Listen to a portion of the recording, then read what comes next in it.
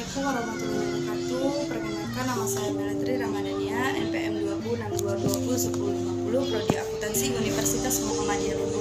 Baiklah teman-teman, di sini saya akan membahas mata kuliah akuntansi lanjutan 1, di mana dosen pembimbingnya adalah Ibu Esti Setiorini SAKT MAK. Di sini saya akan membahas bab 11 tentang segmen operasi. Yang pertama itu konsep dan karakteristik segmen operasi. A. Konsep pelaporan segmen operasi. Salah satu strategi yang dilakukan oleh entitas dalam mengembangkan bisnisnya adalah dengan melakukan diverifikasi usaha agar dapat mengelola resiko peluang profit yang baru. PSAK 5 segmen operasi mengungkapkan informasi yang memungkinkan pengguna laporan keuangan untuk mengevaluasi sifat dan dampak keuangan dari aktivitas bisnis yang mana entitas terlibat dan lingkungan ekonomi dalam entitas beroperasi. PSAK 5 hanya wajib diterapkan oleh entitas yang memperdagangkan instrumen utang dan ekuitas di pasar publik. Informasi tersebut sangat penting untuk membentuk pengguna laporan keuangan lebih memahami kinerja perusahaan, menilai prospek perusahaan, memproyeksikan arus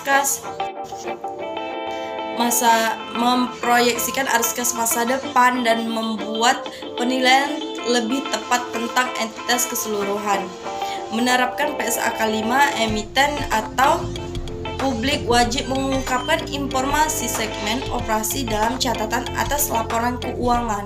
Selanjutnya itu bagian B, definisi segmen operasi. Menurut PSAK 5, segmen operasi adalah salah satu komponen dari entitas yang terlibat dalam aktivitas bisnis yang mana memperoleh pendapatan dan menimbulkan beban, termasuk pendapatan dan beban terkait dengan transaksi dengan komponen lain dari entitas yang sama.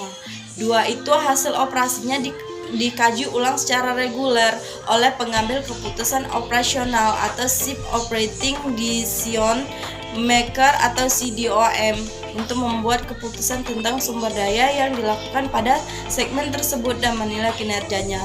Yang ketiga itu tersedia informasi keuangan yang dapat dipisahkan.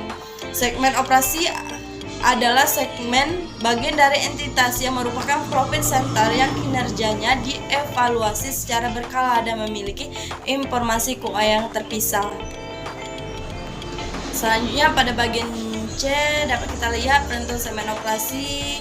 Langkah-langkah menentukan segmen operasi ada langkah pertama, identifikasi CDOM. Langkah kedua, bisakah komponen dari entitas menghasilkan pendapatan dan mengeluarkan biaya dari aktivitas bisnis. Langkah ketiga, apakah hasil operasi atas komponen dari entitas secara teratur oleh CDOM sebagai dasar untuk alokasi sumber daya penilaian kinerja.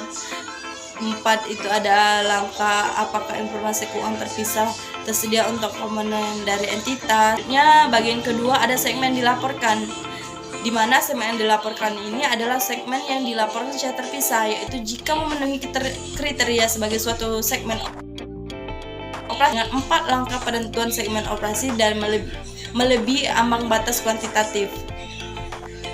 Pada bagian A, ambang batas kuantitatif. Ambang batas 10%. Menurut PSAK 5, entitas melaporkan informasi yang memiliki ambang batas kuantitatif berikut. A. Pendapatan yang dilaporkan dari segmen termasuk penjualan ke pelanggan eksternal dari penjualan atau transfer antara segmen adalah 10% atau lebih dari gabungan pendapatan internal dan eksternal dari semua operasi. Yang B itu adalah laba rugi absolut lebih 10% dari laba rugi absolut. Dari mana yang lebih besar, gabungan segmen yang laba atau segmen yang rugi. Bagian C itu memiliki 10% atau lebih dari gabungan aset seluruh segmen operasi. Untuk menentukan apakah suatu segmen operasi dilaporkan terpisah, entitas cukup memenuhi salah satu dari ketiga ambang batas di atas. Pada ambang batas 75% jika total pendapatan eksternal yang dilaporkan oleh segmen operasi kurang dari 75% dari pendapatan entitas, maka diperlukan tambahan segmen operasi yang dilaporkan hingga sedikitnya 75% dilaporkan. Selanjutnya bagian ketiga itu ada pengungkapan pada level entitas. A. Informasi produk dan jasa, di mana informasi produk dan jasa ini adalah entitas melaporkan pendapatan dari pelanggaran eksternal untuk setiap produk dan jasa atau setiap kelompok produk dan jasa yang serupa, kecuali informasi yang dilaporkan tidak tersedia dan biaya untuk mengungkapkan lebih besar. Yang bagian B itu ada informasi wilayah geografis. Entitas melaporkan informasi geografis sebagai berikut. Yang pertama itu ada pendapatan dari pelanggaran eksternal, dan yang kedua itu ada aset tidak lancar selain instrumen keuangan.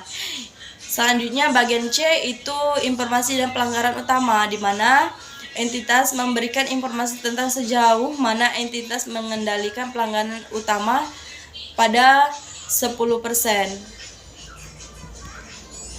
Mungkin cuma itu saja yang dapat saya sampaikan. Jika ada kata-kata yang salah dan perkataan yang kurang baik, saya mohon maaf. Kepada Allah saya mohon ampun. Saya akhiri video kali ini.